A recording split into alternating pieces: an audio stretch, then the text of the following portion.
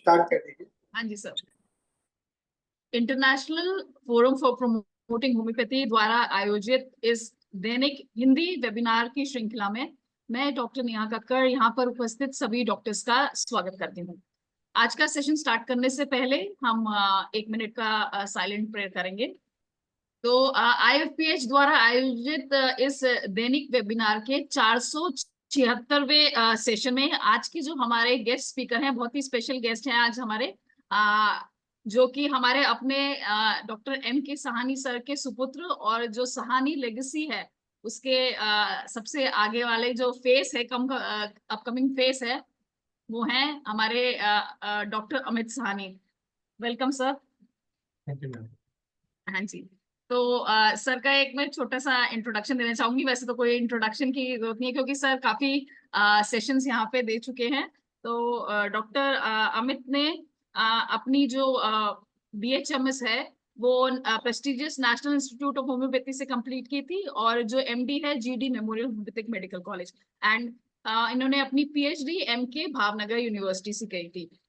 ये दो बहुत ही फेमस बुक्स के ऑथर हैं। एक तो कॉन्स्पेक्टस, जो कि PG स्टूडेंट्स के लिए बहुत ही एक गाइड का काम करती है, और एक concise text book of Organon of medicine, जो कि BHMS स्टूडेंट्स के लिए होती है। ऑर्गेनन ऑफ मेडिसिन के ऊपर एक डिटेल्ड एक तरीके का जिसे कहते हैं ना एक्सप्लेनेशन है ऑर्गेनन ऑफ मेडिसिन के ऊपर। और काफी जो बड़े होम्योपैथिक एसोसिएशंस हैं उनके मेंबर रह चुके हैं। Homeopathic medical association, Liga Medicorum homeopathic Internationalis, और डॉक्टर साहनी द्वारा ही संचालित होम्योपैथिक साइंस कांग्रेस सोसाइटी। तो डॉक्टर अमित का जो आज का टॉपिक है हमारा, वह है निष्कांत रेट्रम एल्बम। उसके ऊपर डॉक्टर अमित आज हमें अपना गाइडेंस प्रोवाइड करेंगे। तो welcome sir. Thank you ma'am. बहुत बहुत धन्यवाद डॉक्टर नेहा जी। और मैं IFPH के मंच को दोबारा धन्यवाद दूंगा कि उन्होंने बार बार मुझे इस बार इसका मौका दिया है। और अब हम शुरू करते हैं क्या कहते हैं वेरेट्रम एल्बम पर, जो हमारा ये क्या कहते हैं आज का टॉपिक है, सेशन है। तो वो भी ये क्या कहते हैं स्क्रीन आप लोग सभी लोग देख पा रहे होंगे। आज का जो टॉपिक है वेरेट्रम एल्बम वाइट हेलीगोर को लेकर के जो हमारा सेशन है, तो उसको मैं शुरू करता हूँ। तो मैं पुनः आप लोगों का स्वागत करता हूँ। और वेरेट्रम एल्बम एक ऐसी औषधि है जिसमें मैं कहूँगा कि बहुत सारे लक्षण नहीं है, बहुत बड़ी मेटेरिया मेडिका इसका सिम्टोमेटोलॉजी नहीं है। लेकिन सबसे ये प्रधान बात, सबसे महत्वपूर्ण बात जो इस औषधि को लेकर के है, वो दो चीजों में, दो बिंदुओं पे बहुत बहुत सारे मेटेरिया मेडिकल्स का जो हमने सारांश देखा है, वो दो चीजें हैं, है ना। एक सबसे बड़ी बात है कि इसकी शीतलता, और दूसरा है इसमें जो उग्रता है ना। इसकी शीतलता को लेकर के, इसकी शीतलता के बारे में डॉक्टर कांजीलाल के मेटेरिया मेडिका में एक छोटी सी कविता, 2 लाइन की कविता के माध्यम से इसको बताया गया है। लिखा है कि cold cold everywhere, not a hope to leave, है ना। तो ये कोल्ड शायद शीतलता को दर्शाता हो, या शायद वो एक निरुत्साह होने के प्रवृत्ति को दर्शाता हो, है ना। जहाँ पे कि इतना ज्यादा ये क्या कहते हैं व्यक्तित्व, इतना ज्यादा ये जो पर्सनालिटी है वेरेट्रम का, वो इतना ज्यादा निरुत्साह हो चुका है कि अब उसमें जीवन जीने की कोई आस नहीं है ना। एक होपलेस अवस्था में, एक होपलेस अवस्था में चला गया है। तो इस कविता के साथ मैं इस वेरेट्रम एल्बम वाइट हेलेबोर को शुरू करता हूँ। एक सबसे और महत्वपूर्ण बात जो है इसको, इस औषधि को लेकर के, कि यहाँ पे बैलेंस ये बनाने की एक प्रवृत्ति रहती है ना। एक जो अंदर की जो टॉक्सिसिटी है, अंदर के जो टॉक्सिन्स हैं, उनको रिलीज करने के लिए, उनको बाहर निकालने के लिए एक क्या कहते हैं कि बहुत महत्वपूर्ण औषधि है। हमारे जीवन में आप देखिएगा कि बहुत सारे अच्छे और बुरे ये क्या कहते हैं कि सब्सटेंस कहिए, वातावरण कहिए, जो हमारे जीवन में रहते हैं, और उनको एक समय समय पर इनका निष्कासन होना चाहिए, ताकि एक हार्मोनी, एक बैलेंस जो है वो की अवस्था बनी रहे। है ना। तो इनका इवैक्यूएशन, इनका निष्कासन एक एक नॉर्मल प्रक्रिया है। एक नॉर्मल प्रक्रिया है, एक एक रोजमर्रा की प्रक्रिया है कि हमारा शरीर जो है इस तरह से बना है कि इस तरह के टॉक्सिन्स को, इस तरह के जो खराब सब्सटेंस है उनको बाहर निकालने का के लिए स्वयं सक्षम है। लेकिन कभी कभी एक ऐसी औषधि की भी आवश्यकता होती है जहाँ पे कि हमें इस तरह का जो निष्कासन है, इस तरह का ये है वो एक दवा के माध्यम से, एक औषधि के माध्यम से करना पड़ता है।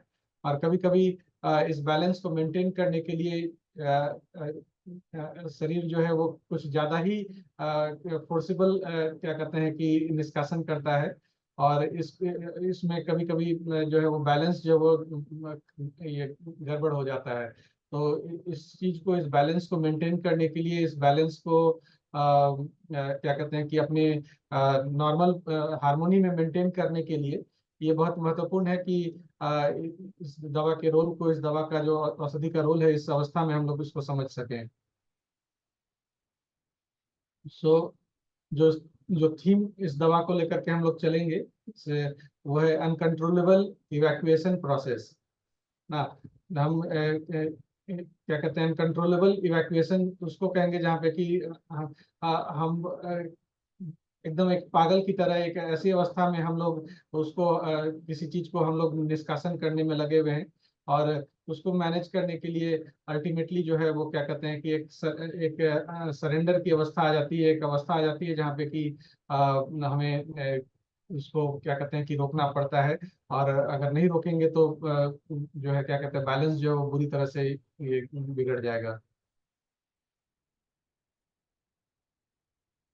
जो हेलीबोर की बात कर रहे हैं ना, तो ये हेलीबोर की अवस्था जो है ये एक एक ऐसी अवस्था है जहाँ पे कि मैडनेस जो है की ओर ले जाता है।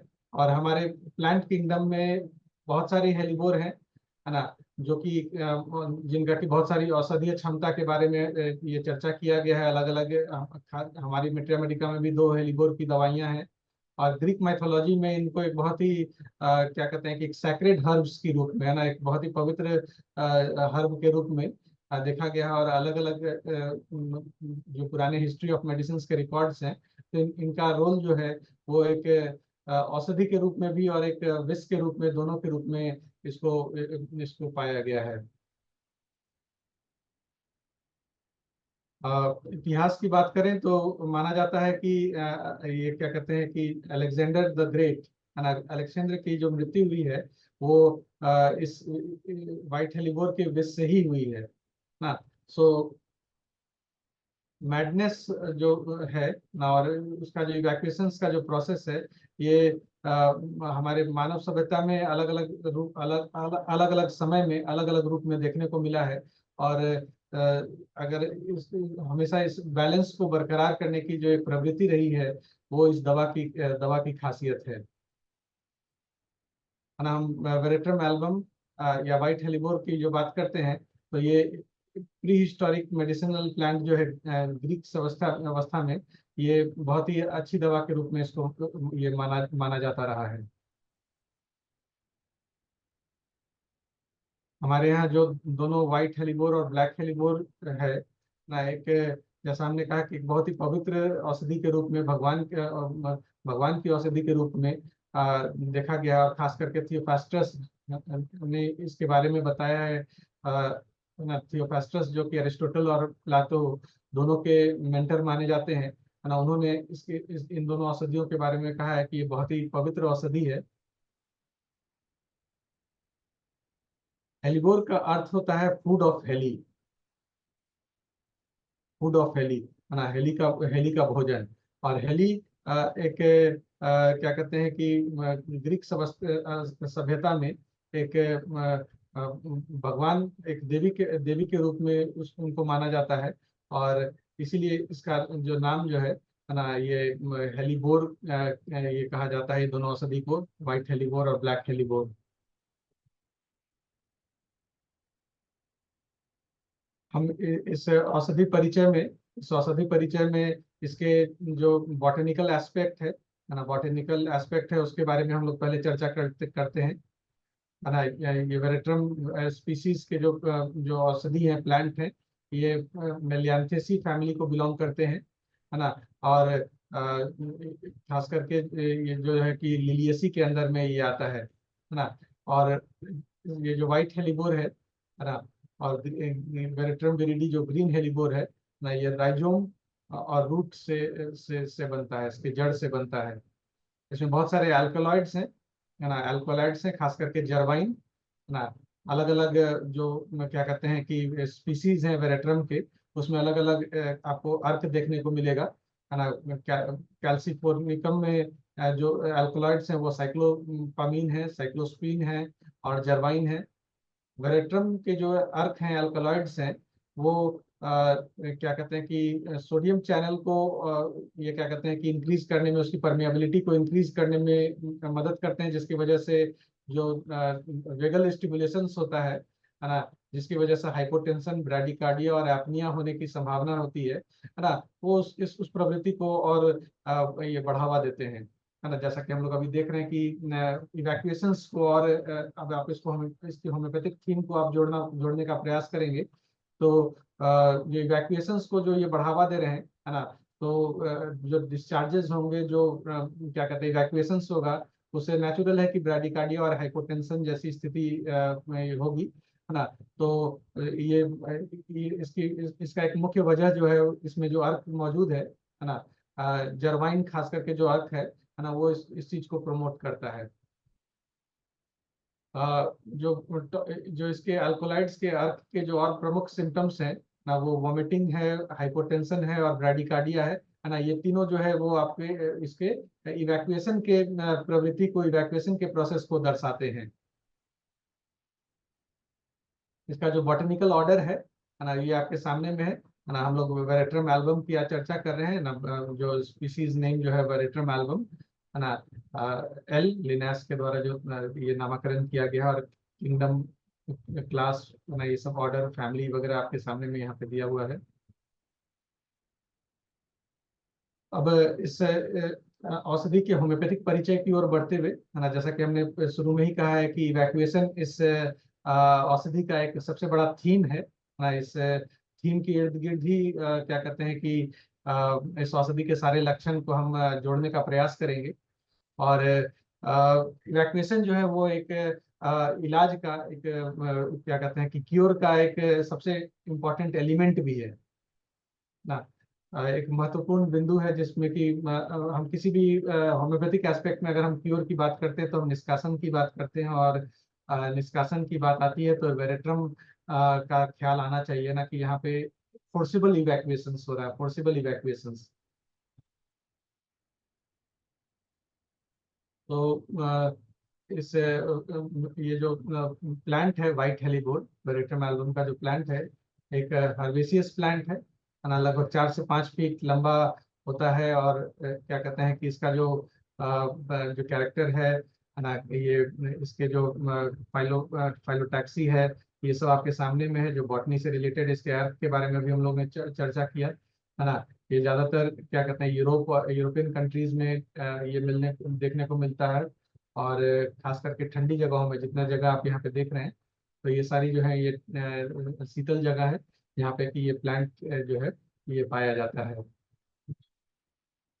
हम इसके पौराणिक यूज की बात करें, हम इसके पौराणिक यूज की बात करते हैं, तो इसको मेडिसिन के इतिहास में, खास करके हम ग्रीक और जर्मनी के क्या कहते हैं पौराणिक इतिहास की बात करें, तो यहाँ पे ये स्नफ के रूप में ये ये यूज किया हुआ इसका पाया जाता है। आ,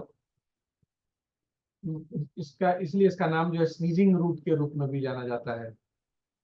इससे इससे बनी हुई जो औषधि है ना, स्नीजिंग पाउडर के रूप में इसको इस्तेमाल किया करते थे लोग। और आ, आज की तारीख में भी, है ना, हालांकि इसका कॉम्पोजिशन जो वो थोड़ा बहुत ये क्या कहते हैं कि ये अन्य चीजों के साथ इसको मिक्स किया जाता है, तो इसको स्नीजिंग को एक्साइट करने के रूप में भी ये किया जाता है ना। तो अगेन हम फिर से ये कहेंगे कि ये जो स्नीजिंग भी जो है, इसको इवैक्यूएशंस की तरह हम देखें कि स्नीजिंग जो है वो इवैक्यूएट करने का एक तरीका है।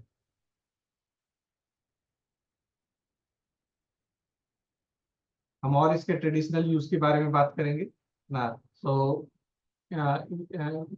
अमेरिकन हिस्ट्री में, अमेरिकन इंडियन कल्चर में इस दवा की क्या कहते हैं कि का जो इस्तेमाल रहा है वो फेस्टिवल्स के दौरान में, ये सब के समय में एक स्मोकिंग मिक्सचर के रूप में, है ना, स्मोकिंग मिक्सचर के रूप में इस्तेमाल की चर्चा की गई है।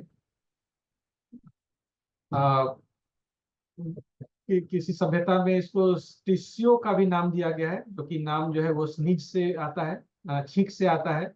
और जो कि हम लोगों ने अभी जस्ट देखा कि ये एक स्नीजिंग पाउडर के रूप में भी इस्तेमाल होता है। और इसके इस्तेमाल से ये भी माना जाता है कि ये रेस्पिरेटरी ट्रैक्ट को, श्वास की नली जो है उसको उसको क्योर करने में, उसको उसकी सफाई में क्या कहते हैं कि मदद करता है ना। और पुराने समय में इसके जो जड़ हैं उसको चिबाने से ऐसा ये क्या कहते हैं कि माना जाता था कि आप रेस्पिरेटरी ट्रैक्ट जो है वो आप क्या कहते हैं, खांस खांस करके, छींक करके आप पूरा उसका क्या कहते हैं सफाई कर सकेंगे।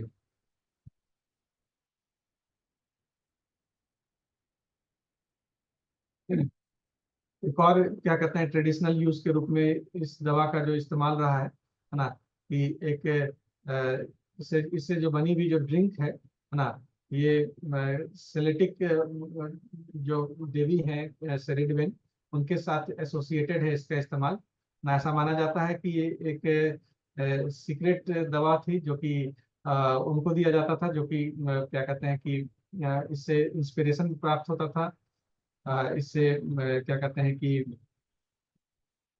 प्रेरणा मिलती थी। और इससे इसको लेने से, है ना, एक कोई भी आदमी जो है वो अपने पुराने अनुभव को, अपने भविष्य के अनुभव को एक साथ देखने को ये क्या कहते हैं कि देख पाता था। हम रोम की सभ्यता की रोम और ग्रीस की सभ्यता से इसको, इस दवा का जो है ये एक रिचुअल मेडिसिन के रूप में, एक साइकोलॉजिकल मेडिसिन के रूप में क्या कहते हैं कि इस्तेमाल के रूप में बताया गया है कि इसका जो इस्तेमाल जो है वो शुरुआत में पहले 3 दिन जो है शराब के सेवन से अपने आप को वंचित रखना है। और उसके बाद इस दवा को देने से जो वोमिटिंग होती थी उसके उसके वजह से जो सफाई जो होता था, है ना, उससे पेशेंट जो है वो बहुत सारे बीमारियों से क्योर हो जाता था, जैसे कि एपिलेप्सी हुआ, मेलांकोली हुआ, है ना, लेप्रोसी हुआ, गाउट हुआ, है ना, इवन अल्जाइमर्स तक के ट्रीटमेंट का यहाँ पे ये क्या कहते हैं कि जिक्र है, इनके इतिहास में इस तरह का जिक्र है कि इसके इस्तेमाल से इस तरह की बीमारियां जो है वो ठीक हो जाती थी।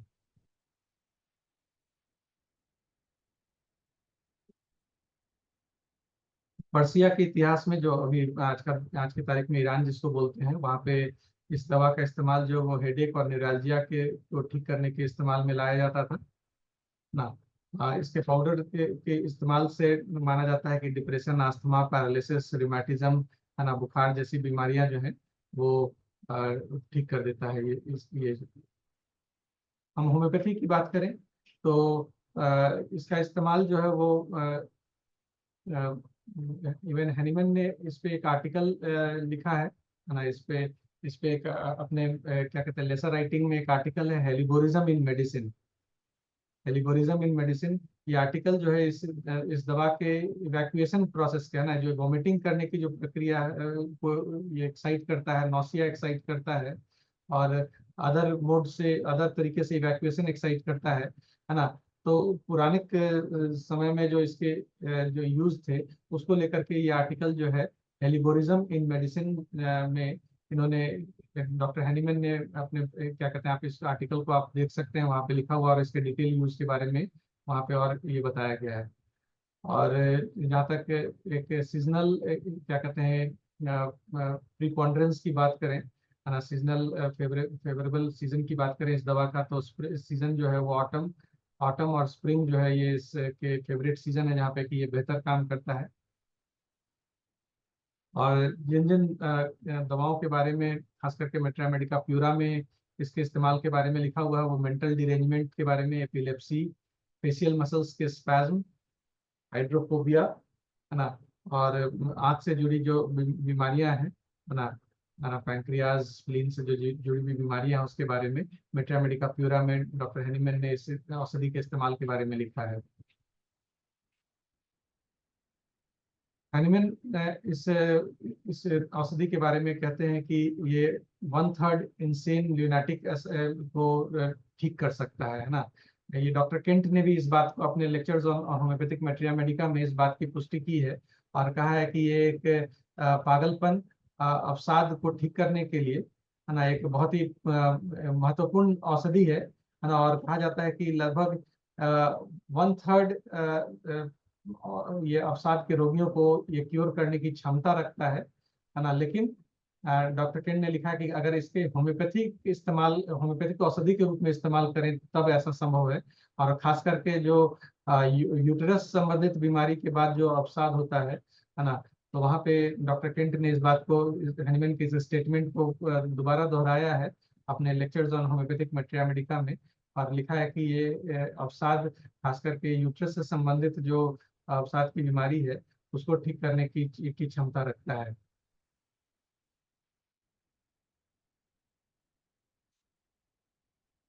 1812 में ना डॉक्टर हैनीमैन की एक थीसिस है, medical historical dissertation on helleborism of the ancient. इस थीसिस में उन्होंने हेलिगोरस क्या कहते हैं कि जो वेरेट्रम एल्बम जिनको हम बोलते हैं उसके उसके पॉइजनस और क्या कहते हैं डिफरेंट लिटरेचर्स के बारे में उन्होंने यहाँ पे इस थीसिस में प्रकाशित किया है ना। बाद में इसका रिपब्लिकेशंस जो है वो आप देख सकते हैं, थॉमस ये क्या कहते हैं ब्रैडफोर्ड और रिचर्ड हिल के द्वारा भी इसको रिपीट किया गया, जो कि आपको life and works of doctor Hahnemann जो किताब प्रकाशित है उसमें भी इस चीज के बारे में दर्शाया गया है। डॉक्टर हैनीमैन ने 1831 में जो कॉलरा एपिडेमिक का जो क्योर के बारे में बताए हैं, है ना, on cure of cholera and it's probable causes, तो वहाँ पे उस लेख में भी उन्होंने वेरेट्रम के बारे में जिक्र किया है। उन्होंने इसके अलावा दो और औषधियों का जिक्र किया जो कि एक जीनस एपिडेमिकस, कॉलरा के जीनस एपिडेमिकस के रूप में इस्तेमाल किया था ना, एक कैम्फोरा और क्यूप्रम मेटालिकम के बारे में इस्तेमाल के बारे में वो लिखते हैं ना, जो कि 1831 में जो एशियाटिक और जर्मन कॉलरा का उन्होंने इलाज किया था उसमें इन तीनों औषधियों का जिक्र है। 1830-31 में जो कॉलरा एपिडेमिक हुआ था वियना में, है ना, वियना में, वहाँ पे डॉक्टर हैनीमैन का जो डॉक्यूमेंटेशन है ना, इस लेख में, है ना, वहाँ से पता चलता है कि 1270 पेशेंट्स का इलाज जो है वो होम्योपैथिक विधि से हुआ था, जिसमें से केवल 108 लोगों की मृत्यु हुई, है ना। और इसके बनस्पत जब एलोपैथी का जो उस समय की जो समकालीन एलोपैथी थी उसकी जो मोर्टेलिटी रेट के बारे में जिक्र करते हैं, वहाँ कहते हैं कि वहाँ मोर्टेलिटी रेट जो है वो 60 से 70% थी। होम्योपैथी जो है वो 1854 जो एपिडेमिक हुआ था लंदन में, वहाँ पे भी इस्तेमाल हुआ था और वहाँ पे भी बहुत ही सिग्निफिकेंटली, बहुत ही मोर्टेलिटी रेट को घटाने में मदद का डॉक्यूमेंटेशन जो है वो डॉक्टर हैनीमैन बताते हैं। और क्या कहते हैं कि डॉक्टर रूबिनी ने भी बताया है कॉलरा एपिडेमिक 1854-55 के बीच का जो है, उन्होंने भी 225 केसेस को का इलाज किया है और उसमें से 166 जो है वो सैनिक थे। और जहाँ पे कि एक भी मृत्यु की के बारे में उन्होंने चर्चा नहीं किया है। लिखा है कि सभी 225 केस जो है वो और 166 जो सैनिक थे वो इस क्या कहते हैं कि कॉलरा एपिडेमिक में इस औषधि से ठीक हुए हैं। नैस के किताब में, है ना, जो वेरेट्रम एल्बम का जो डिस्क्रिप्शन है ना, जो जिन बिंदुओं पे वेरेट्रम एल्बम को क्या कहते हैं कि हाईलाइट किया गया है, सबसे पहले कोलैप्स के बारे में कहा गया है, जहाँ पे कि एक जनरल कोल्डनेस की बात कही गई, शीतलता की बात कही गई है ना। जो कि इस हमने शुरुआत में ही कहा कि इस औषधि का दो बहुत ही इंपॉर्टेंट चीज है ना, एक शीतलता और उसका जो वायलेंस है ना, वायलेंस चाहे वो मेनिया के फॉर्म में हो, चाहे वो बाइटिंग टेंडेंसी के फॉर्म में हो ना, तो ये दो बहुत ही इम्पोर्टेंट ये बिंदु है। तो कोलैप्स हो गया, मेनिया हो गया, है ना, मेनिया जो कि इसके वायलेंस को दर्शाता है ना, किसी चीज को तोड़ना, फाड़ देना, है ना, क्या कहते हैं कि कुछ अनैतिक बातें भी करना, ल्यूड लैसिवियस टॉक की भी जो बात है यहाँ पे, डिस्पोज टू साइलेंस ना, और साथ में उसके साथ पागलपन को भी जोड़ के रखा है कि अगर वो बहुत देर तक इरिटेट उससे हो जाता है ना, तो उससे पागलपन का भी ये क्या कहते हैं शिकार हो सकता है। लोगों को नाम से बुलाना, बुरे तरीके से बुलाना। डायरिया जो है इसके बारे में बताया गया कि राइस वाटर स्टूल है, राइस वाटर स्टूल है, बहुत अधिक होगा। उसके साथ में काफ मसल्स में क्रैम्प और कोल्डनेस रहेगा। रिमेटिक कंप्लेंट्स जो है इस औषधि के बारे में जो बताया गया है ना, कि जो रिमेटिक अफेक्शंस है वो उसका जो एग्रावेशन है वो डैम्प वेदर में होगा, और इसकी वजह से पेशेंट इतना ज़्यादा क्या कहते हैं कि प्रभावित होगा कि वो बेड पे स्थिर नहीं बैठ सकता है, उसे क्या कहते हैं चलते फिरते रहना है ना। पेन पेन का जो जिक्र है वो बहुत ही ज़्यादा तीव्र होगा ना, जिसकी वजह से कि पेशेंट जो है वो बहुत ज़्यादा प्रभावित होगा, खास करके मानसिक तौर पे प्रभावित होगा, और शायद अवसाद की स्थिति में, डिलीरियम की स्थिति में वो ये क्या कहते हैं चला जाए। डिस्चार्ज जो होंगे वो सारे बहुत अधिक होंगे, चाहे वो हम स्टूल की बात करें, चाहे वोमिटिंग की, यूरिन की, सलाइवा की, स्वेट की ना। सो बहुत ज़्यादा डिस्चार्ज होंगे, और उसके साथ जो है वो क्रेविंग जो है वो रिफ्रेशिंग थिंग्स और एसिड्स है ना, एसिड्स ऐसे ऐसी चीज़ों की क्रेविंग उसमें बनेगी। जो मानसिक लक्षण जो है क्या कहते हैं वेरेट्रम एल्बम के, प्रिकॉशियस ना, इसमें प्रिकॉसिटी जो है वो बहुत ज़्यादा होगी। ये बच्चे जो है वो बहुत ही इंटेलेक्ट इनका डेवलप रहेगा, इनकी इनकी बौद्धिक क्षमता जो है वो बहुत आगे रहेगी। काफी गंभीर भी होंगे, और बहुत सारे सवाल, मतलब एक जो कहते हैं कि अपने समय से जो उम्र से जो बढ़ करके जो बच्चे होते हैं है ना, वो उस तरह की प्रिकॉसिटी क्या कहते हैं कि मेंटल फीचर्स जो है वो वेरेट्रम का उसमें देखने को मिलेगा।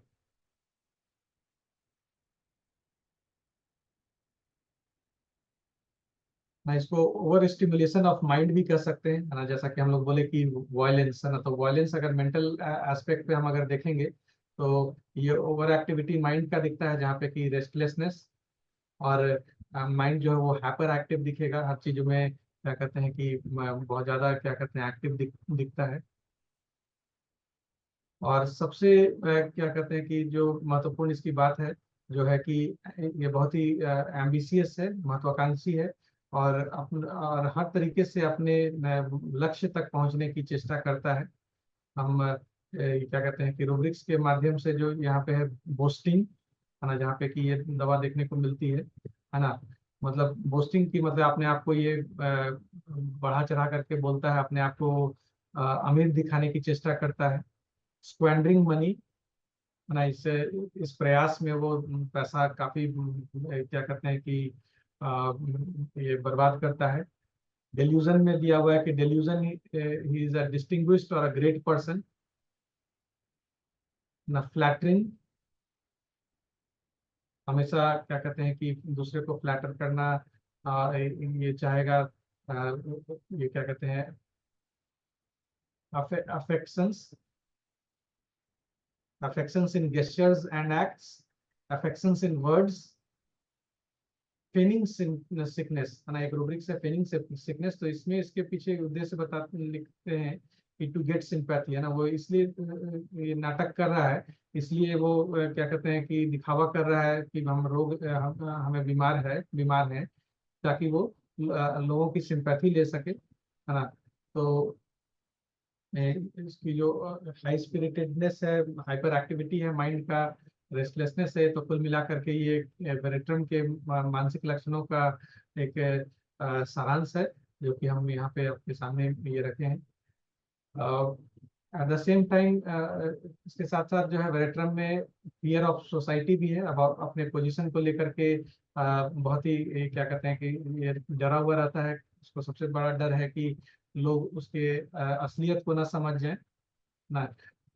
और ये जो उसने एक दिखावे का जाल बना के रखा है ना, उसकी उसका जो पोल है वो सबके सामने नहीं खुल जाए ना। साथ साथ ये कंटेम्प्टुअस भी है, ये अपने सबॉर्डिनेट्स के साथ काफी सख्त है, और क्या कहते हैं कि अपने सुपीरियर के साथ में काफी एग्रीएबल रहता है, उनके साथ एक काफी उनके साथ मेल जोल करके रखता है। लेकिन अपने सबॉर्डिनेट्स के साथ, अपने जो जूनियर्स हैं, अपने से जो छोटे हैं, उनके साथ काफी सख्त ये व्यवहार करता है। अ, ये किसी को छोड़ते नहीं है, और जहाँ जहाँ तक हमने बताया कि लक्ष्य को लेकर के काफी महत्वाकांक्षी हैं, तो अपने लक्ष्य को पाने के लिए कोई रास्ता भी कोई भी रास्ता अपना सकते हैं ना। इसके अलावा जो और जो मेंटल रूब्रिक्स यहाँ पे है कि इगोटिज्म है ना, क्योंकि ये दिखावा जो है, ये अपने एक फॉल्स ईगो को सेटिस्फाई करने के लिए, उसको संतुष्ट करने के लिए ही ऐसा करते हैं। इंटरव्यूअर हैं, काफी उत्सुक हैं, जानकारी जानकारी हमेशा लेना चाहते हैं। अनट्रूथफुल इसलिए है क्योंकि ये अपने लक्ष्य को पाने के लिए कोई भी गलत रास्ता भी इस्तेमाल कर सकता है, और इसलिए एक रूब्रिक्स जो लिया कि नेवर स्पीक्स द ट्रूथ ना, तो ये इसको भी यहाँ पे लिया गया है।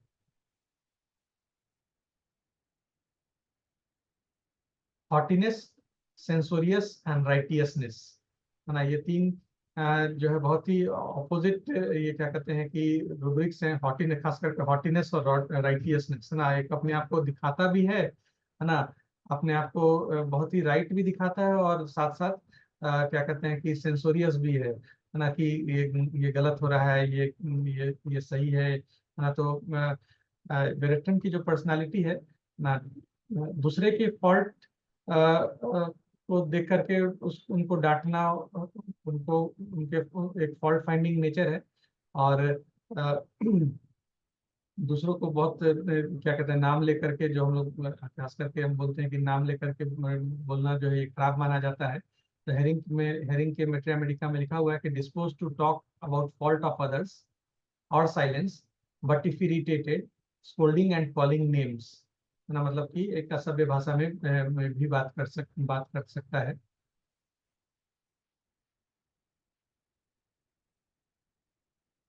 Confusion about his own identity and megalomania,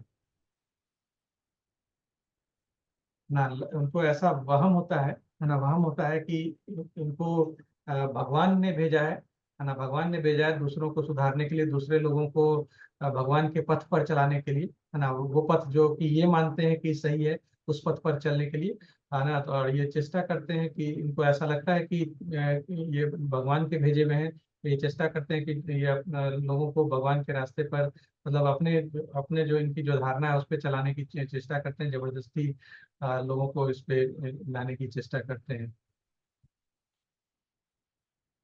इन सब चीजों का जो आउटलेट है ना, इन सब चीजों का चूंकि एक महत्वाकांक्षा है, और महत्वाकांक्षा पाने के लिए जो गलत रास्ता अपनाते हैं, और इस वजह से एक जो फॉल्स ईगो जो क्रिएट करते हैं अपने इर्द गिर्द, जो एक ग्रैंडियर का जो डेल्यूजन क्रिएट करके रखे हैं, तो इसका जो आउटलेट है वो दिखता है डिप्रेशन में और फ्रस्ट्रेशन में, है ना। जो कि एक आउटलेट के रूप में हम देखते हैं कि इनमें इन वेरेटरन पर्सनालिटी में एक इंडिफरेंस क्रिएट करता है ना, ये क्या कहते हैं कि फोर सेकेंड फीलिंग का जो सेंसेशन है उसको क्रिएट करता है, जिससे बचने के लिए शायद ये क्या कहते हैं कि रिलीजन का रास्ता रास्ता अपनाते हैं, वायलेंस का रास्ता अपनाते हैं।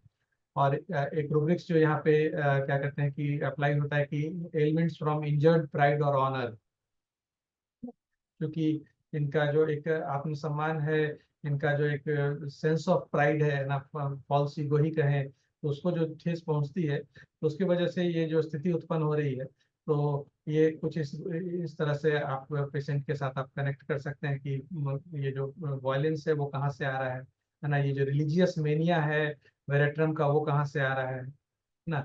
सो ये सब का शुरुआत आप देखेंगे तो वो एक महत्वाकांक्षा और क्या कहते हैं कि एक सेल्फ राइटियसनेस जो है ना, वो ये रास्ता ये तैयार करता है। तो इंसानिटी को लेकर के, क्योंकि ये अवसाद के औषधि के रूप में भी हम लोग इसको देखते हैं, पागलपन के औषधि के रूप में भी इसको देखते हैं। तो जो मेंटल जो इस स्थिति में जो सिम्टम्स जो देखने को आपको मिलेगा, वो है रिलीजियस मेनिया के रूप में है। है ना, हमेशा क्या कहते हैं, प्रार्थना में लगे रहेंगे, है ना। और बहुत ज्यादा बोलते हैं, और ये क्या कहते हैं कि वायलेंट वायलेंट भी हो जाते हैं इस अवस्था में लेकर के।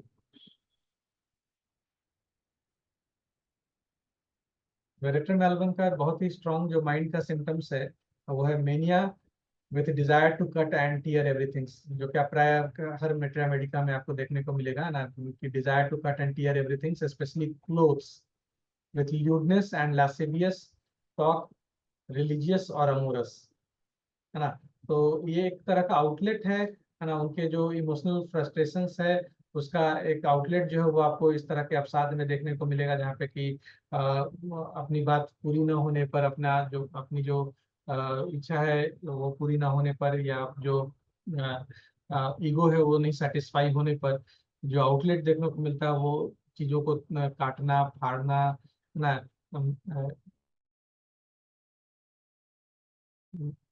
खास करके कपड़े फाड़ना, है ना, इस तरह का अभद्र व्यवहार करना, अभद्र भाषा का इस्तेमाल करना, है ना, या कभी कभी किसी किसी केस में आप रिलीजियस क्या कहते हैं कि रास्ते को अपनाते हुए देखने को ये मिलता है। अब माइंड से फिजिकल बॉडी को हम लोग कनेक्ट करने का प्रयास करेंगे। सो ये जो फ्रस्ट्रेशन की जो अवस्था है ना, फ्रस्ट्रेशन की अवस्था है जहाँ पे कि वो पूरी तरह से दुनिया से कट करके और होपलेस अवस्था में चला जा रहा है, उसको हम लोग एक चिलीनेस की अवस्था में से कंपेयर करना चाहेंगे। और अगर चिली रेमेडीज की बात करें तो एक सबसे बहुत सारे जो हमारी जो मेट्रा मेडिकाज में जो चिली रेमेडीज का जिक्र है उसमें एक महत्वपूर्ण स्थान रखता है वेरेट्रम एल्बम ना। खास करके लोकल कोल्डनेस के लिए, है ना, एक छोटे से जगह पे खास करके टॉप ऑफ हेड में लंप लंप ऑफ आइस का जो सेंसेशन होता है, वहाँ पे भी वेरेट्रम का ये जिक्र है रिपर्टरी में। और जनरल कोल्डनेस में तो खैर वेरेट्रम है ही। तो कोल्डनेस जो इसका एक कैरेक्टरिस्टिक फीचर है, तो कोल्डनेस जो है वो लगभग हर जगह देखने को मिलेगा इस वेरेट्रम क्या कहते हैं औषधि में, है ना। अपने क्या कहते हैं कि इसके ब्लड वेसल्स में भी लगेगा कि जो खून जो बह रहा है वो भी ठंडा है ना। महसूस होगा भीतर से कि जैसे कि हड्डियों में भी ठंडक लग रही है।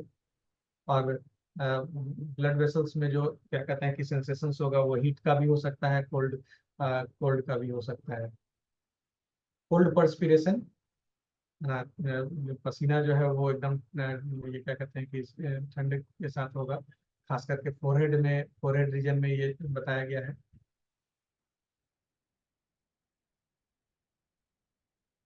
वेरेट्रम एल्बम के जो कैरेक्टरिस्टिक फीचर्स हैं वो एग्रावेशन बताया जाता है कि जो भी लक्षण है क्या कहते हैं वो एग्रावेशन होता है, बिफोर मेंसेस होता है चाहे वो पेट का दर्द हो, चाहे वो क्या कहते हैं और भी कहीं पे भी जो भी कंप्लेंट्स होता है पीरियड्स के समय में, उसका एग्रावेशन जो है वो बिफोर बिफोर मेंसेस है।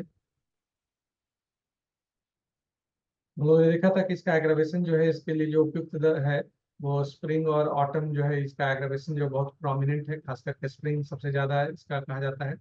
और क्या चीज सबसे ज्यादा प्रभावित होता है तो वो है डाइजेस्टिव सिस्टम जो है वो ज्यादा प्रभावित होता है ना, जो कि इस स्प्रिंग के मौसम में और ऑटम के सीजन में जो डाइजेस्टिव डिसऑर्डर्स जो देखने को मिलता है, पेट का जो गड़बड़ी देखने को मिलता है ना, तो उसके लिए एक उपयुक्त दवा हो सकती है वेरेट्रम।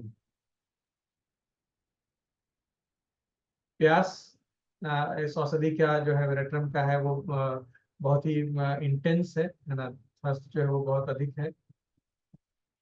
इंटेंसिटी चूंकि वायलेंट, हम इसके जो वायलेंट नेचर को, इसकी इंटेंसिटी को आप कंसिडर कीजिएगा तो हर चीज इसका बहुत ही वायलेंट है ना। तो थर्स्ट होगा तो इस वेरेट्रम का थर्स्ट होगा तो वो भी बहुत वायलेंट होगा, इंटेंस होगा। और साथ साथ जो है इसमें फिजिकल जो है सडन सिंकिंग ऑफ स्ट्रेंथ, है ना, जो कोल्डनेस जो है ना, कोल्डनेस से आप इसको कनेक्ट कर सकते हैं कि एक अचानक से लगता है कि शरीर में अब कुछ है, कोई जान नहीं बच रहा है ना, ऐसी स्थिति भी जो है वो आ जाती है कि लगता है कि पेशेंट अभी खत्म हो जाएगा, उसकी मृत्यु हो जाएगी, ऐसा उसमें ये हो जाता है। जो और जो फिजिकल फीचर्स हैं स्पैज्म और क्रैम्प्स के लिए भी अच्छी दवा है, क्योंकि इवैक्यूएशन से इतना ज़्यादा हुआ है ना, डिस्चार्ज इतना ज़्यादा हुआ है, तो सोडियम और इसके जो डिस्चार्ज जो होंगे उसके स्वेटिंग और वॉमिटिंग के माध्यम से, तो क्रैम्प्स और स्पैज्म जो है एक क्या कहते हैं कि संभावित दवा उसके लिए जो एक संभावित दवा है, और खास करके जब ऐसे इवैक्यूएशन के साथ एसोसिएटेड हो तो वेरिट्रम एक महत्वपूर्ण ये दवा हो जाती है। तो चूंकि इवैक्यूएशन हम लोग ने शुरू में चर्चा किया और बहुत ज्यादा कोपियस इवैक्यूएशन की बात की है, बहुत ज्यादा अधिक मात्रा में इवैक्यूएशन की बात कही है, तो इसकी वजह से जो वाटरी इवैक्यूएशन होता है तो उसका नतीजा जो है वो पेशेंट जो है उसमें शीतलता आती है। शीतलता चाहे वो हम लोगों ने देखा कि ब्लड वेसल्स में है, चाहे वो हड्डियों में जो ठंड महसूस हो रही है ना, तो ये इवैक्यूएशन का नतीजा है।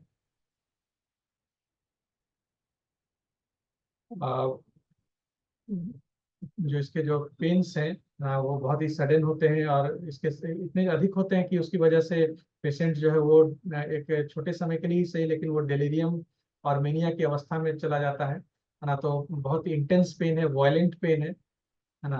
तो जो की फीचर्स, जो दो की वर्ड्स वेरेट्रम का हमने जोड़ा कि वायलेंट ना, तो पेन है ना, दर्द इतना असहनीय, इतना ज्यादा तीव्र होगा कि उसकी वजह से पेशेंट जो है वो मानसिक रूप से प्रभावित होकर के शायद अवसाद की स्थिति में, डेलीरियम की स्थिति में चला जाएगा, है ना।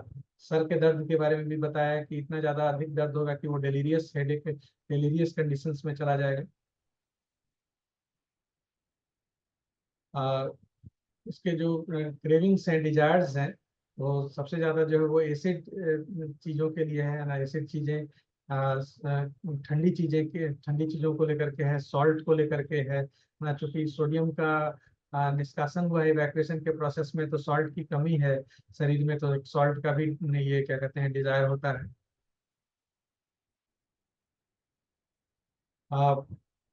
जो पार्टिकुलर सिम्टम्स है ना, जो वोमिटिंग और डायरिया के लिए, साइमल्टेनियस वोमिटिंग और डायरिया के लिए जो दवाइयां हैं उसमें प्रमुख दवाइयां जो हैं, औषधि जो है उसमें वेरेट्रम और आर्सेनिक का ये जिक्र किया गया है।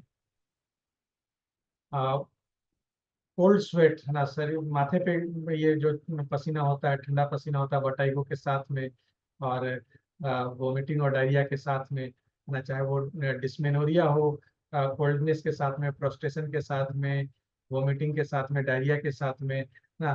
तो चाहे जो भी इवैक्यूएशन हो ना, चाहे जो भी इवैक्यूएशन हो, अगर वो क्या कहते हैं शीतलता के साथ जुड़ा हुआ है वो इवैक्यूएशन, तो एक दवा जो दिमाग में आना चाहिए वो वेरेट्रम एल्बम आना चाहिए, है ना। और भी दवाएं हैं हमारी मेट्रिया मेडिका में, लेकिन जो ये जो शीतलता के साथ और इवैक्यूएशन है ना, जो हम लोगों ने स्टार्ट में बताया कि फोर्सिबल इवैक्यूएशन की औषधि है ना। फोर्सिबल इवैक्यूएशन है ना बहुत हद तक होता है कि जहाँ पे इवैक्यूएशन हो रहा है तो वो इवैक्यूएशन जो है वो एक समांतर स्थिति को बनाने के लिए होता है, एक हार्मोनी को बनाने के लिए होता है। लेकिन जो वो हार्मोनी को डिस्टर्ब करने के लिए इवैक्यूएशन हो रहा है, हार्मोनी को डिस्टर्ब करने के लिए इवैक्यूएशन हो रहा है, तो उसको करेक्ट करने के लिए जो एक दवा है वो वेरेट्रम हो सकता है ना। इसकी जो मोडालिटीज है एग्रावेशन और एमेलियोरेशन है, वो एक्सर्शन से एग्रावेशन है, ड्रिंकिंग, कोल्ड ड्रिंक्स, पेन के समय ना डर के मारे, ना वेट कोल्ड, थोड़ा सा भी क्या कहते हैं एक्सर्शन है ना। खास करके बोला इसके इस औषधि में बोला है कि थोड़ा सा भी एक्सर्शन जो है वो इवन जो अर्ज जो है स्टूल का, थोड़ा सा एक्सर्शन से वो या अर्ज ऑफ स्टूल जो है उससे भी इसका एक्सर्शन एग्रावेशन हो जाता है, और इसमें ये क्या कहते हैं कि प्रॉब्लम होता है। परस्पिरेशन से, पसीना से है ना, मौसम के बदलने से, क्लाउडी वेदर में, बादल है ना, क्लाउडी वेदर में जो होता है ये इसके जो एग्रावेशन फैक्टर्स हैं। एमिलेशन जो है इसका हॉट ड्रिंक से है ना, चलने से है, ढक के रखने से है, लेटने से है ना, सर को दबाने से, खास करके वर्टिकल रीजन को में प्रेशर अप्लाई करने से है, वार्म फूड और स्टिमुलेंट के लेने से है।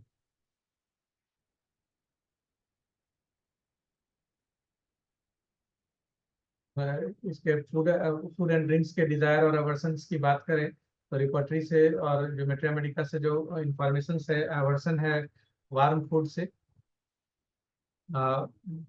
ब्रेकफास्ट, कुक फूड और हॉट फूड। डिजायर आप देखेंगे कि एसिड फ्रूट का है, कोल्ड ड्रिंक्स का है, फ्रूट्स का है, ice, refreshing things, salty things, sour food, cold food, cucumber, herring, sardines, ice cream, juicy things, lemons, liquid, pickle, wine, इन चीजों का डिजायर है। एग्रावेशन वर्ड्स देखेंगे कि किन चीजों से होता है, एग्रावेशन किस चीज से होता है, तो अगेन फ्रूट से ही होता है, कोल्ड फूड से होगा ना, पपीता से होगा, पोटेटोज से होगा, raw food, bean, beer, cold drinks, hot food से भी है ना, वार्म फूड से है, वाइन से है ना, और बेटर भी है जो कि हॉट फूड और कोल्ड ड्रिंक्स, मिल्क और वार्म ड्रिंक्स से क्या कहते हैं कि इसका एमिलोरेशन भी है, बेटरमेंट भी है।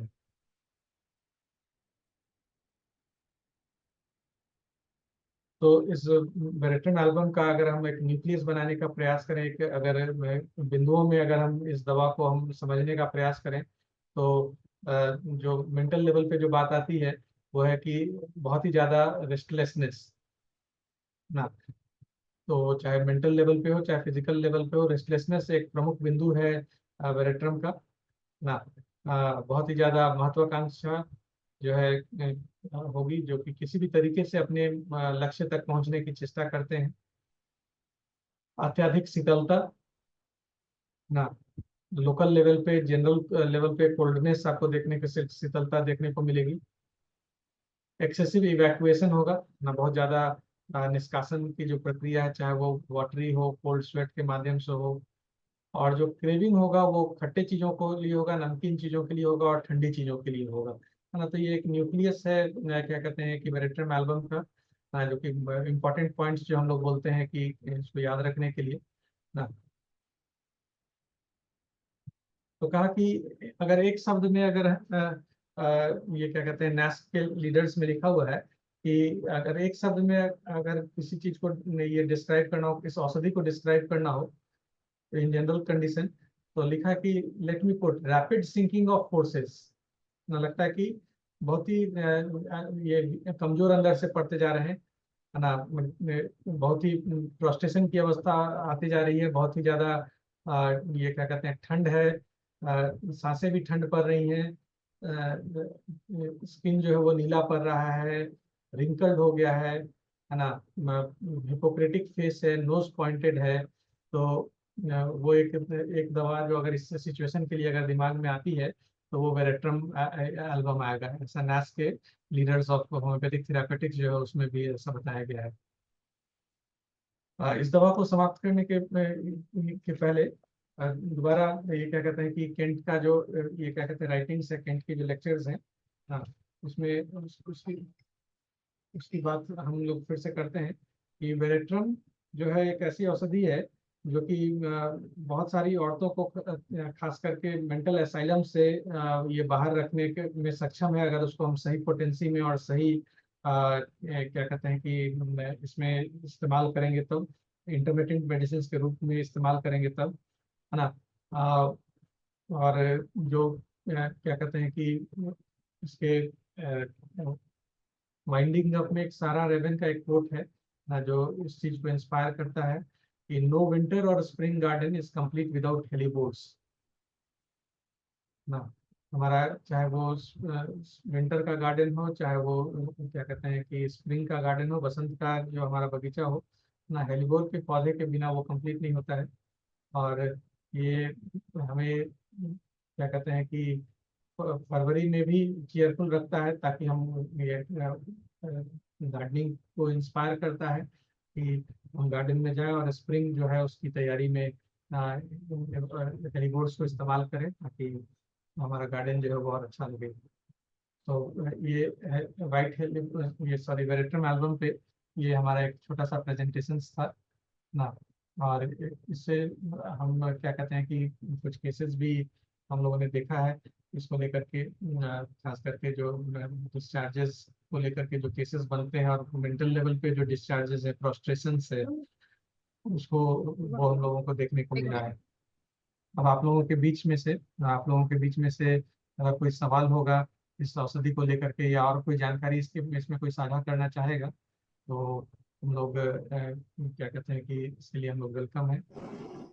अभी कुछ समय है हम लोगों के साथ नहीं में। नहीं। हाँ जी, डॉक्टर अमित का बहुत ही वंडरफुल सेशन था वेरिट्रम एल्बम के ऊपर। काफी सारे डिटेलिंग डिस्क्रिप्शन दिया वेरिट्रम के ऊपर, और हमारे कुछ क्वेश्चंस भी हैं जो कि रेज हैंड कर रहे हैं। डॉक्टर कामेश्वर प्रसाद सर कुछ पूछना चाहते हैं। जी सर, जी सर। डॉक्टर कामेश्वर प्रसाद, आप सुन सकते हैं?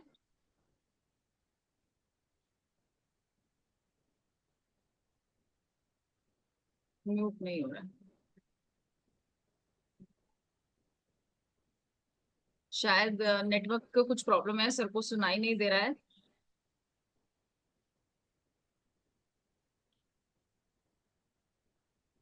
सर डॉक्टर अमित जी से मैं पूछना चाहूंगी, जैसे क्लिनिकल केसेस में, सर डॉक्टर कामेश्वर। हाँ जी। हाँ। हाँ जी, हाँ जी। डॉक्टर कामेश्वर सर, आप अपना क्वेश्चन पुट कर दीजिए प्लीज। पहले म्यूट खोलिए सर, माइक अनम्यूट कीजिए।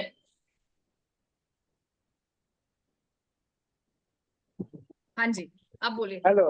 हाँ जी, बोलिए बोलिए। सेशन बहुत बढ़िया रहा है, मैंने थैंक्स फॉर द सेशन। और अभी हम कुछ पूछना नहीं चाह रहे हैं, सब अच्छा ही लगा, वेरी फाइन। सर आप लोगों ठीक को है भी मैडम। क्लिनिकल अनुभव इस दवा को लेकर के, इसके इस्तेमाल को लेकर के है, तो साझा करेंगे सर यहाँ पे। बहुत बहुत अच्छा लगा आपका session, thank you sir. Amit ji का। चल रहा है। हाँ डॉक्टर अमित, मैं पूछना चाहूंगी कि क्लिनिकल जैसे कुछ जो थेरेप्यूटिक्स होते हैं उसमें कौन से डिजीजेस में वेरिट्रम एल्बम जैसे हम यूज कर सकते हैं? हम क्या कहते हैं कि ये कॉलरा के लिए तो डॉक्टर हैनीमैन ने ही कहा है ना, तो डायरिया, हाँ जी, डायरिया के कंडीशंस में हाँ खास करके जब कोल्डनेस की जो अवस्था है ना, लगता है कि बहुत ज्यादा ठंड पड़ रहा है ना, हाँ तो जी, वहाँ पे इसको तो ये तो डॉक्टर हैनीमैन ने ही कहा है। हमने इसका एक ये केस हमें याद आ रहा है फीवर का ना, जहाँ पे कि वेरेट्रम दिया गया था है ना, और फिर बहुत ही जल्दी इसमें रिस्पांस हुआ है। हम अभी उस केस को हम खोज रहे हैं, अभी इसमें मिल नहीं रहा है, तो वो उसको भी हम आपको यहाँ पे शेयर करते हैं। तो वेरेट्रम का जो कि एक केस है, हम उसको इसमें प्रेजेंटेशन में डालने के लिए हम अभी सोच ही रहे थे। तो एक फीवर के केस में उसमें जो सिम्टम्स, जहाँ तक हमको याद आ रहा है, जो इम्पोर्टेंट सिम्टम्स था वेरेट्रम के प्रिस्क्रिप्शन के लिए, देखिए वो उसका चलते हैं। तो क्या कहते हैं कि वायलेंट नेचर था, है ना। स्ट्राइकिंग हेड, हमेशा वो छोटा सा बच्चा है, बच्चा का केस है फीवर का, है ना, जो हमेशा अपने अपने अपने माथा को पीट रहा है।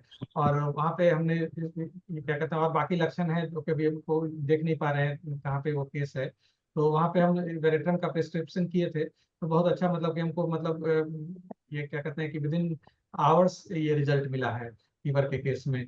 तो वायलेंट नेचर जो है इसका, जो वायलेंस जो है इसका जो की थीम है, चाहे वो अपने प्रति हो या दूसरे अपने बिहेवियर में हो, है ना, तो ये एक गाइडलाइन बनता है इसके प्रिस्क्रिप्शन का, है ना। ऑफ कोर्स जो क्या कहते हैं कि ये कोल्डनेस की स्थिति है, इस जैसे दवा को और अच्छे से हमने ये डॉक्टर कांजीलाल की भी मेट्रिया मेडिका में ये पढ़ा है ना, कैंट के लेक्चर्स में तो है ही ना। कांजीलाल की, डॉक्टर कांजीलाल सर की मेट्रिया मेडिका में इसके क्लिनिकल एस्पेक्ट्स में जो जो कंडीशंस बताए गए हैं, वो काफी, मतलब इस दवा को समझने में बहुत हेल्पफुल है। Yes, hello. हाँ जी। हाँ जी, हाँ जी। सर जैसे सेप्टिक शॉक वगैरह, या जैसे बहुत ज्यादा वीकनेस होती है जिसमें सेप्टिक शॉक में चले जाते हैं, उसमें भी हम यूज कर सकते हैं वेरिट्रम एल्बम? हाँ, यूज करेंगे सेप्टिक शॉक के कंडीशंस में, मगर वो कोल्डनेस जो है वो होना चाहिए ना, क्या कहते ओके, हैं शॉक की अवस्था में ओके, ये क्या कहते हैं इस्तेमाल होगा ना, क्योंकि वहाँ ओके, भी इवैक्यूएशन है ना। शॉक पे चाहे वो हाइपोवॉलेमिक शॉक हो, चाहे वो किसी भी तरह का शॉक हो, वहाँ पे भी इवैक्यूएशन तो साथ में एसोसिएटेड है। तो बहुत बार ऐसा होता है कि वो क्या कहते हैं कि कोल्डनेस की अवस्था होती मेरे को है। मालूम हो गया, अरे ओके सर, ठीक है। और कोई अपना सवाल पूछना चाहते हैं? डॉक्टर राम प्रवेश Shah sir. Thank you, Dr. Amiji. Very nice presentation. Veteran album, whole history, differential book, author, I am very glad वेट्रम एल्बम, ऐसे हम बाढ़ एरिया का है तो कम से कम लगातार बाढ़ जब आती है उसमें जो बताए प्रिवेंशन ऑफ कॉलरा, तो वेट्रम एल्बम कुप्रम मेटालिकम ये हम देते आए हैं 2004 में भी, 8 में भी, ऐसे भी हम देते हैं प्रिवेंशन ऑफ कॉलरा। तो बहुत अच्छा आप बताए, mental physical and other symptom. Very very thanks, thank you. Thank you sir, thank you.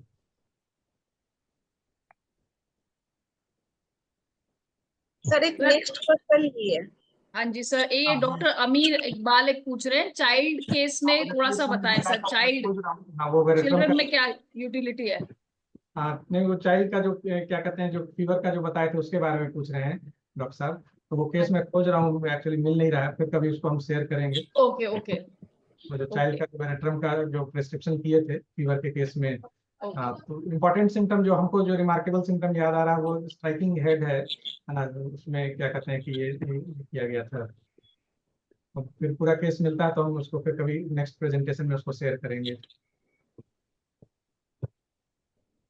Sir आपने जो अभी single symptoms head striking pain जो आपने बताए, वो तो आप अगर सिर्फ इस सिम्टम्स पे अगर प्रिस्क्राइब करेंगे तो फिर आप ब्लड डोनेट। केस पूरा डिटेल में है, केस पूरा वो डिटेल। ऐसे सर आपने बहुत ही खूबसूरती से वेरेट्रम एल्बम को डिस्क्राइब किया है। Thank you very much sir. Thank you. Sir सानी सर भी कुछ इनपुट देना चाहेंगे? तो अच्छा जवाब, तो सवाल आपने अच्छा किया। जरूरी है सवाल करना। प्रेजेंटेशन तो मैं क्या बताऊं, आप लोग बताएंगे, क्योंकि मैं बताने मुझे बताना ठीक नहीं रहेगा। हाँ जी सर। ओवरऑल ये प्रेजेंटेशन बहुत ही अच्छा रहता है, क्योंकि डीप स्टडी का एक जो आदत बना हुआ है, इसके माध्यम से मैं आप लोगों को यही कहना चाहूँगा, पढ़ने की आदत बनाइए। जितना पढ़िएगा उतना ज़्यादा आएगा, और जितने बार किसी वेरेट्रम एल्बम को ही अगर आप 10 बार पढ़िएगा तो 10 नई बात को सीखिएगा, है ना। इसलिए बार बार पढ़ते रहने से, मैं भी जब किसी दवा को पढ़ता हूँ और जब पढ़ाने के लिए जाता हूँ, मैं पुरानी बात को रिपीट नहीं करता हूँ, मुझे हमेशा एक नयापन आना चाहिए। और क्योंकि मेडिसिन का दायरा, मैं पहले भी बता चुका हूँ कि मेडिसिन का दायरा दिन पर दिन बढ़ता जा रहा है, घटता नहीं जा रहा है। एक जो छोटी सी दवा थी, हम लोगों का जो आप ऑर्गेनिक में देखिए, मेट्रामेडिका प्यूरा में जो देखेंगे, जो दवा 200-300 लक्षण थे, आज वो उसके 15,000 सिम्टम्स हो गए। तो ये चीज दायरा बढ़ने का मेन कारण है कि हर एक इंडिविजुअलिटी अलग अलग होता है, अलग अलग व्यक्ति अलग अलग आते हैं, और एक सिम्टम्स का एक नया आयाम आ जाता है। लेकिन जो मेट्रामेडिका का जो हम लोग का थीम है, जैसा कि इन्होंने बताया कि थीम जो है तो वो बहुत ही इम्पोर्टेंट है। वह क्योंकि उसको लेकर के आप पकड़ के चलिएगा थीम को, तो किसी भी सिचुएशंस को समझने में आसान हो जाएगा। इसलिए थीमेटिक अंडरस्टैंडिंग बहुत इम्पोर्टेंट है, जो कि आज का प्रेजेंटेशन का मुख्य आधार हमको लगता है कि थीमेटिक प्रेजेंटेशन ही था। तो नेहा जी, अब तो 8 बज गया है, अब आपका सेशन को हाँ हैंड ओवर जी सर। करते हैं। हाँ जी सर। डॉक्टर हाँ। दिनेश जी आ गए हैं, and he is waiting for the next session. हाँ जी सर। डॉक्टर अमित का मैं बहुत धन्यवाद करती हूँ इस सेशन के लिए, और आशा करती हूँ आगे कुछ केसेस भी हमारे साथ सर शेयर करेंगे तो एक बेटर हमें और उसके ऊपर एक ओवरव्यू मिलेगा कि कैसे हम वेरेट्रम और भी कोई वेरेट्रम एल्बम का जो भी क्लिनिकल यूज है अगर करें, क्योंकि इट्स जो ऐसी रेमेडी है जो बहुत कम ड्रग पिक्चर में आती है, और आई गेस मेंटल केसेस में भी, जहाँ पे भी मेंटल सिम्टम्स प्रेजेंट करते होंगे, मेंटल पिक्चर जो रेस्टलेसनेस और जो एक अलग तरीके का जो उसका प्रेजेंटेशन होता है, और वो देखने को बहुत कम मिलता है। आई गेस मेंटल जो हॉस्पिटल्स हैं वहां पे हम इस पिक्चर को ज्यादा अच्छे से देख सकते हैं, और कोई भी अगर क्लिनिकल केस प्रेजेंट होगा तो उससे अच्छा गाइडेंस मिलेगा। तो धन्यवाद डॉक्टर अमित जी। हाँ जी। और अब हमारे इंग्लिश सेशन का टाइम हो गया है, और मैं हैंड ओवर करती हूँ अपना सेशन डॉक्टर धनेश को। Doctor Dhanesh. Thank you, Dr. Neha and Sahani sir.